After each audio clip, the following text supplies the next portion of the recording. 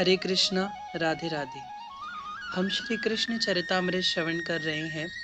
आज का प्रसंग है मूर्तिमान श्रृंगार रस, गोपिका गीतम। मधुर रस, श्रृंगार रस ये सर्वोच्च रस में आता है, क्योंकि इस रस में संपूर्ण रसों का समावेश है। दास्य है मधुर रस में, सखा या मित्र भाव रहता ही है श्रृंगार रस में। वात्सल्य रस का भी मिश्रण है इस रस में।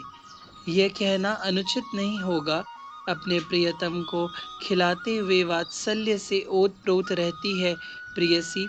इसलिए मधुर रस या श्रृंगार रस में संपूर्ण पंच रसों का मिश्रण रहता है। तात यह बात भी रसिक जनों से मैंने जानी है, और वे रसिक भी इसी वृंदावन धाम के। उद्धव ने विदुर जी को कहा, यहाँ तड़प रही हैं गोपियां श्री कृष्ण के लिए, उनके दर्शन के लिए। उस अवस्था में गोपियों ने जो जो बोलती हैं वह प्रेम की समाधि भाषा है। अब श्री राधा रानी मूर्छित हो गईं। सब गोपियां उनके निकट आई हैं। कोई यमुना से जल लेकर आई, मुख में जल का छींटा दिया। प्यारे, तुम आ गए। नेत्र खोले तो मुस्कुराने लगी श्री जी।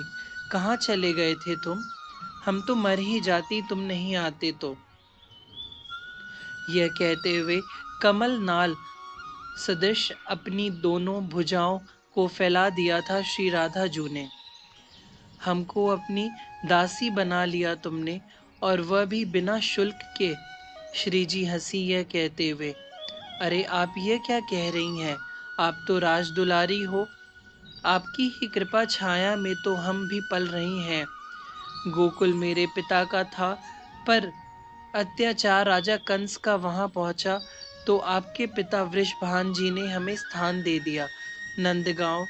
हम तो आपकी कृपा में ही पल रहे हैं। हम आपके चाकर हैं।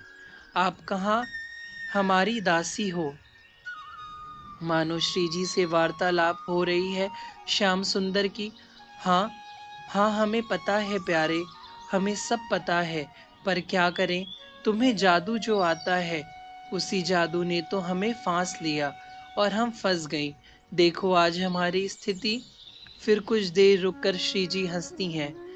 श्याम सुंदर और जादूगर तो एक ही जादू में परंगत होते हैं और उसी से अपना काम चलाते हैं, पर तुमको तो जादू ही जादू आते हैं। पहला जादू, मधुर बोलते हो, कुछ ज्यादा ही मधुर। मीठी ही नहीं, उसमें नशा भी होता है। जो सुने उस मीठे लगे और वह सब कुछ भूलकर तुम्हारा हो जाए। अद्भुत जादू जानते हो सखे। श्री राधा जी भाव में डूबी हुई बोलती जा रही हैं। और केवल मधुर ही नहीं बोलते, उस बोलने में भी सुंदर शब्द रचना तुम्हारी होती है, रस से भरी हुई, अलंकार से मिश्रित। नहीं नहीं, हम स्त्रियों को ही मोहित करने वाली वाणी नहीं है तुम्हारी प्रिय। बड़े बड़े बुद्धिजन भी, बड़े बड़े बुद्ध पुरुष भी मोहित हो जाएं, ऐसी वाणी है यार तुम्हारी। ये अद्भुत है तुमसे गुण प्रियतम। तो खिलखिलाते हुए श्याम सुंदर लापरवाही से बोले, वाह, हम पर रही तुम्हारे वियोग में और तुम हंस रहे हो। क्यों कटे पर नौन छिड़क रहे हो प्यारे। वैसे ही हमारा हृदय घायल है, उस पर क्यों अपनी मुस्कुराहट की पैनी छुरी चला रहे हो। तो अरे आओ और हमें जिंदा करो, हम तो मर गई हैं। कैसे जिंदा होगी? श्याम सुंदर मानो पूछ रहे हैं। हमें जीवन दान मिलेगा, अपने अधरामृत का पान कराओ। श्री जी बोल उठी, और यह अधर तुम्हारे जो है ना, इसी से हमारे प्राण बसते हैं। इनको पान करके ही हम जीवित रह सकती हैं। अधर, आहा, यह जो तो यह जो तुम्हारे अधर हैं, और पता है प्यारे, इन अधर तक कोई कैसे पहुंचता है।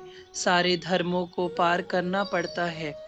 लौकिक धर्म और परलौकिक धर्म, दोनों धर्मों को त्यागना पड़ता है। स्वर्ग नरक को ठोकर मारना पड़ता है। पाप पुण्य की होली जलानी पड़ती है और उस भस्म में स्नान करके तब प्यारे तुम्हारे ये अधरामृत प्राप्त होते हैं। अधर है ये सामान्य नहीं है, यह धरा का अमृत नहीं है, यह पृथ्वी का अमृत नहीं है जो नाशवान है, जिनसे बड़े बड़े प्रेमी होने का दंभ करने वाले भी कुछ दिनों में ही बोर होकर छोड़ देते हैं। यह तो भगवत द्रुप अमृत है, इसे सब कहाँ पी पाते हैं।